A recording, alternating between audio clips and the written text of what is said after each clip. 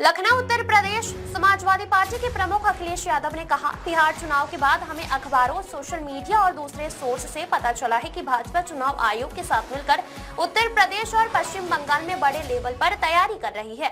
सबसे जरूरी बात यह है कि भाजपा, उसकी सरकार, उसके अधिकारी और चुनाव आयोग मिलकर एसआईआर का बहाना बनाकर उन विधानसभा सीटों पर 50,000 से ज्यादा वोट कैंसिल करने की कोशिश कर रहे हैं, जहां समाजवादी पार्टी और इंडिया गठबंधन ने 2024 में जीत हासिल की थी।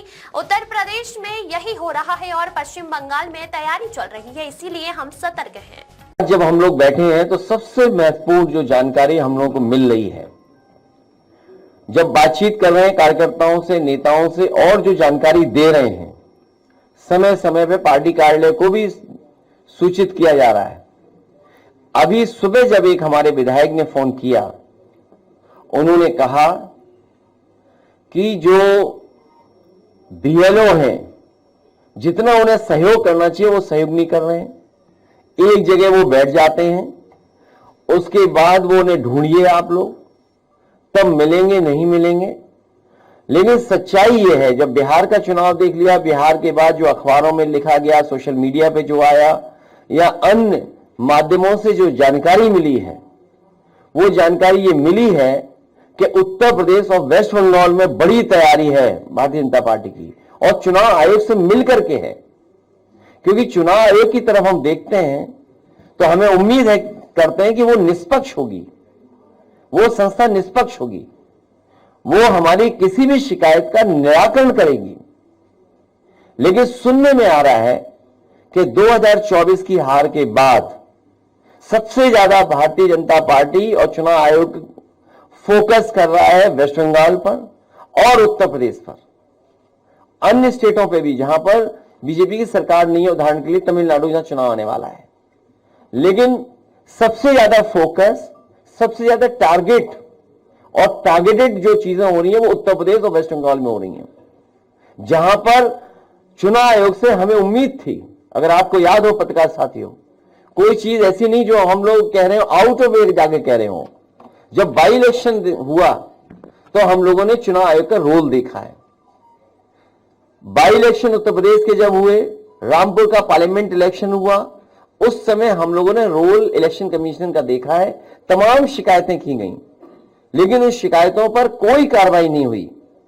उसके बाद जब एसआईआर की बात आई तो उस समय हम लोगों ने वो सूची दी थी जिसमें 2022 में से पहले जिनका वोट था और 2022 में वोट नहीं डाल पाए थे, ऐसे बड़े पैमाने पर मतदाता जिनका नाम इधर उधर करके डिलीट कर दिया था जानबूझ करके, और जिसके कारण समाजवादी सरकार नहीं बन पाई 2022 में। हम लोगों ने आरोप लगाया था और एफिडेविट भी दिए थे इलेक्शन कमीशन पे।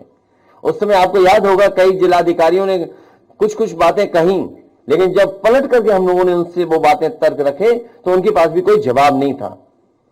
इसलिए जो तैयारी है, सबसे महत्वपूर्ण बात यह है कि भारतीय जनता पार्टी, उनकी सरकार, उनके अधिकारी और चुनाव आयोग मिलकर के ये तैयारी कर रहे हैं कि 2024 में जिन विधानसभाओं में समाजवादी पार्टी जीती है, इंडिया गठबंधन जीता है, उन विधानसभाओं में 50,000 से ज्यादा वोट काट दिया जाए एसआईआर के बहाने।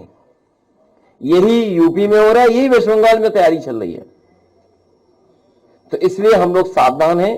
हम पॉलिटिकल लेवल पर, अपनी पार्टी के स्तर पर सभी कार्यकर्ताओं को आपके माध्यम से, अपने संगठन के लोगों को आपके माध्यम से ये अपील भी करते हैं कि पूरी जिम्मेदारी के साथ ये अपनी वोटर लिस्ट ठीक करें।